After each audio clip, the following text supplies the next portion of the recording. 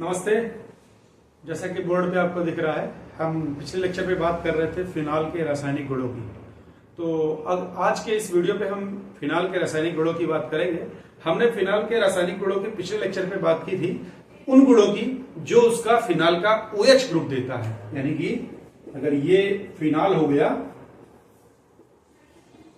तो वो वाली रासायनिक अभिक्रियाएं जो इस OH के कारण हो रही थी। आज हम बात करेंगे उन रासायनिक अभिक्रियाओं की जो कि इस बेंजीन ग्रुप के कारण होंगी। ठीक है, तो चलिए शुरू से शुरू करते हैं।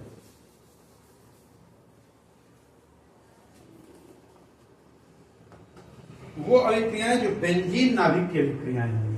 सो आज हम बात करेंगे बेंजीन नाभिक की अभिक्रियाएं।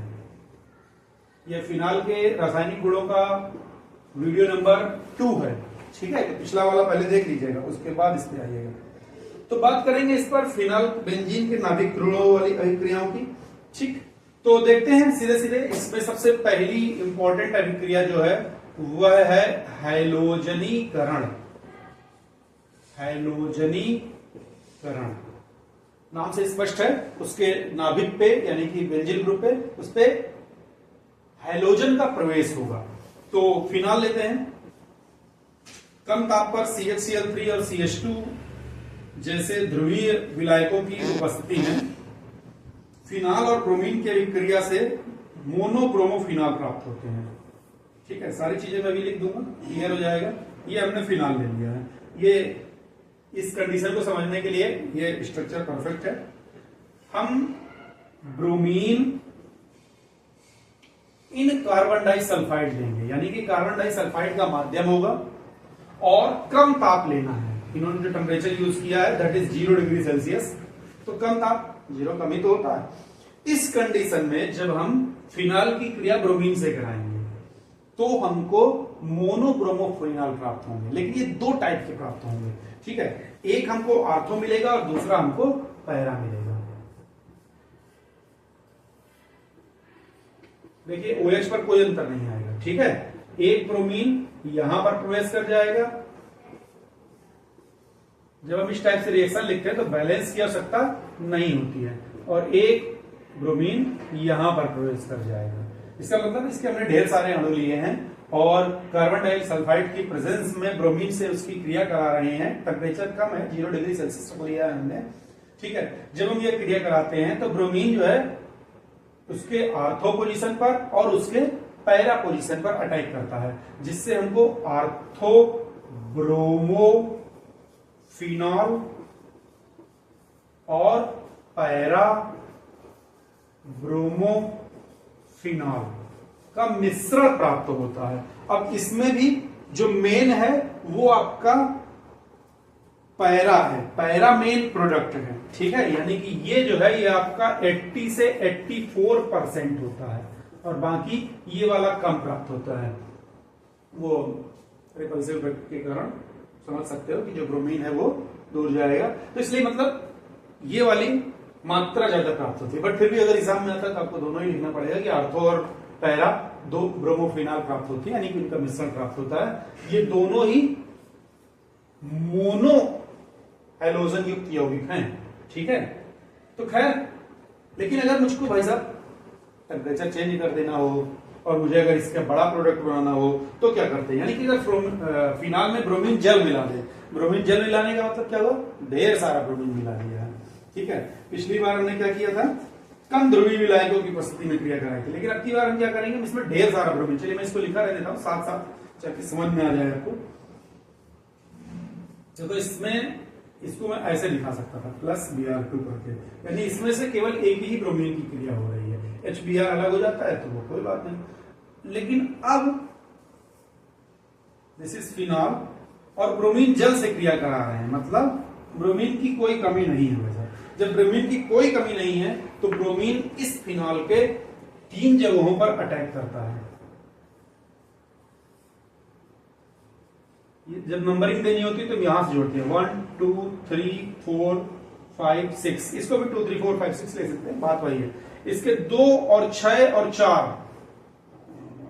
देखो एक पैरा ये हुआ, इधर भी तो पैरा ही रहेगा, सॉरी एक आर्थो ये हुआ, ये भी तो आर्थो ही रहेगा, तो इसकी जितनी आर्थो और जितने पैरा, पैरा एक हेड बनता है, तो इस जगह पर एक ब्रोमीन जुड़ जाता है, इस जगह पर एक ब्रोमीन जुड़ जाता है और इस जगह पर एक ब्रोमीन जुड़ जाता है। इसको कहते हैं 2,4,6 ट्राई ब्रोमोफिनॉल।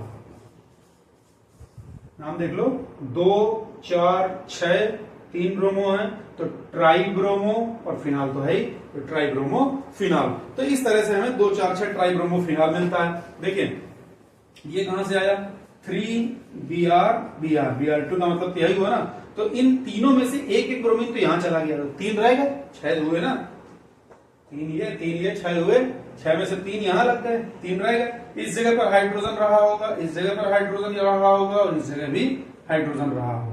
जो 3 Br रह गए वो तीनों एक एक हाइड्रोजन के साथ में HBr बना लेते हैं, तो साथ में इसमें 3HBr भी बनता। इस तरह से ये आपका हैलोजनीकरण हो गया। अब ब्रोमीन की जगह पर आप लोग क्लोरीन भी ले सकते हैं, हैलोजनीकरण है। हैलोजन क्या होती है, bromine, chlorine, iodine, 7th group वाले, तो वो एक ही चीज है। आगे आते हैं, अब हम दूसरी रिएक्शन की बात करेंगे इस पे, लेकिन मिटा नहीं रहा, क्यों?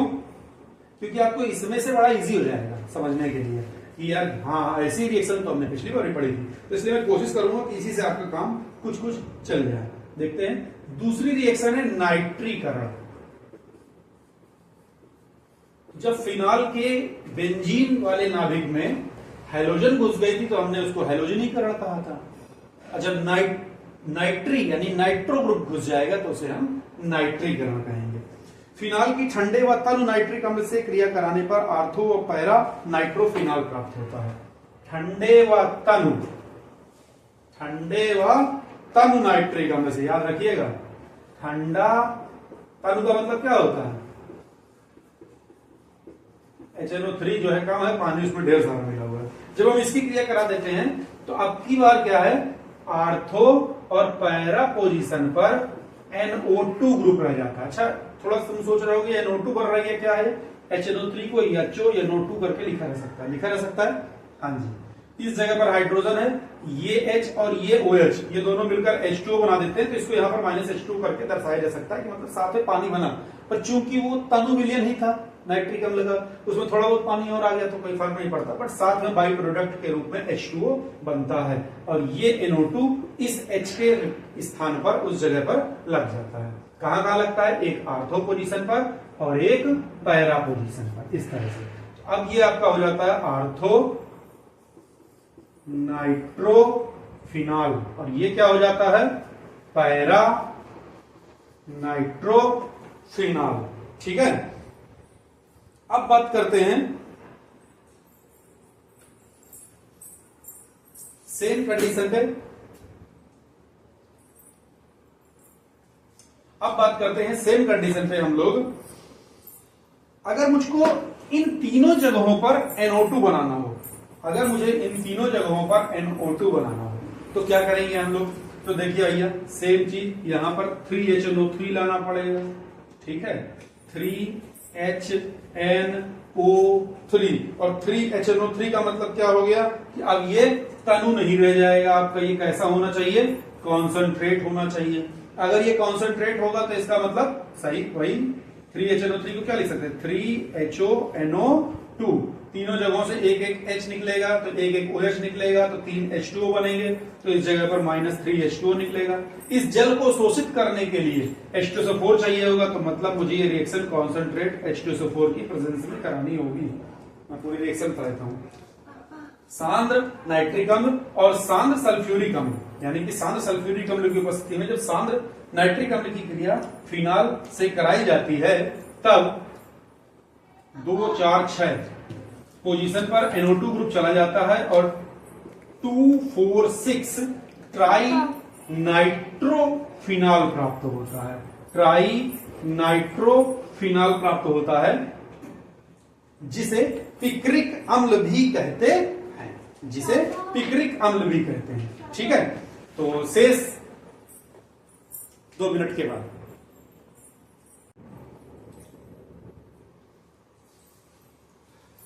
तो इस तरह से आप ये समझ गए हैं कि ट्राइनाइट्रोफिनॉल प्राप्त होता है, जिसे पिक्रिक अम्ल कहते हैं। मैं एक बार इसे फिर से पूरा रिपीट कर देता हूं। नाइट्रीकरण क्या है?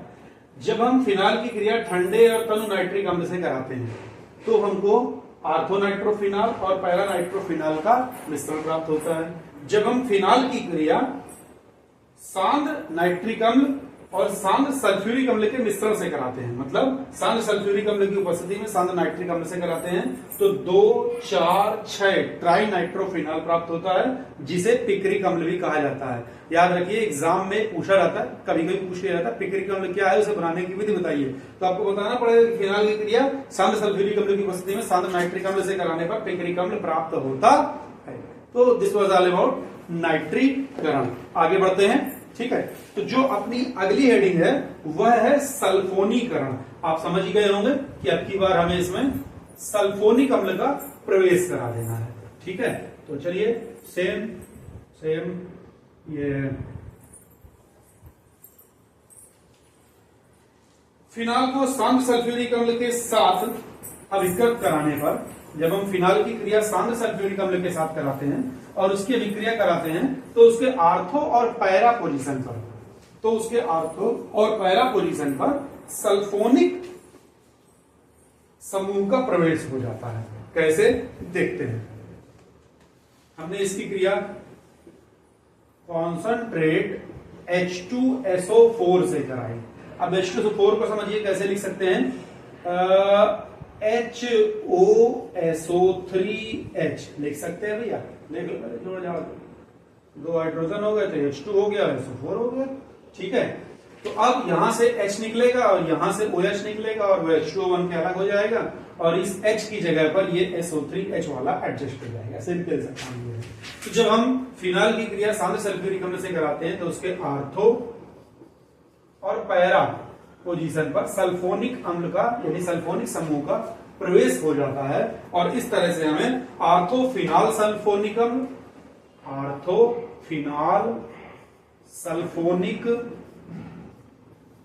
अम्ल और पैराफिनाल सल्फोनिक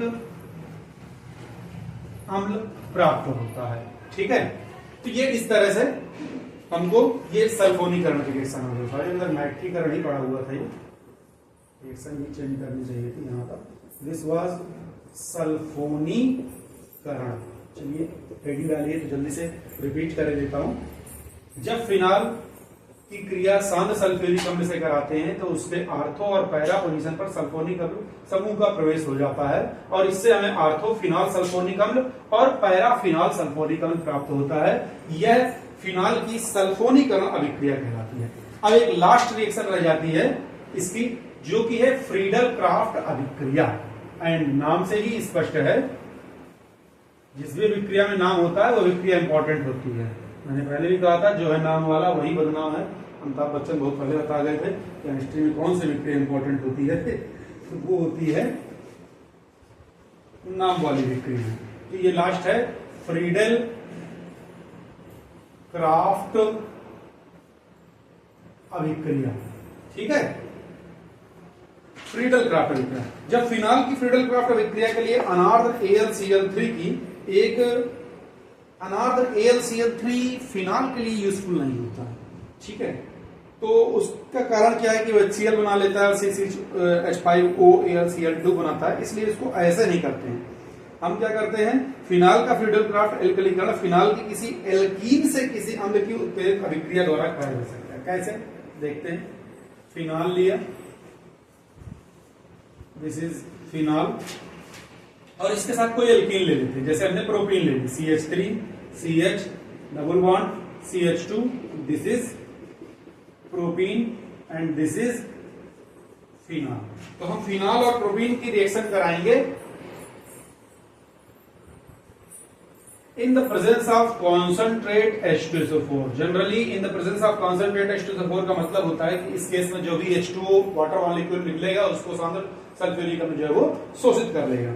तो खैर देखते हैं, इस जगह पर हाइड्रोजन रहा होगा, है कि नहीं भैया, इस जगह पर हाइड्रोजन रहा होगा, इस जगह के हाइड्रोजन को अलग हो जाना है, यानी कि इस जगह पर और इस जगह पर आर्थो और पैरा पोजीशन पर इनका प्रवेश हो जाएगा। कैसे, देखिए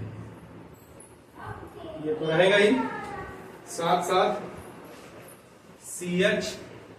CH3 का होल ट्वाइस, ये आर्थो आइसोप्रोपिल फिनॉल हो गया, और सेम OH पैरा पोजीशन पर भी CH3 का whole twice, this is para isopropyl phenol हो गया।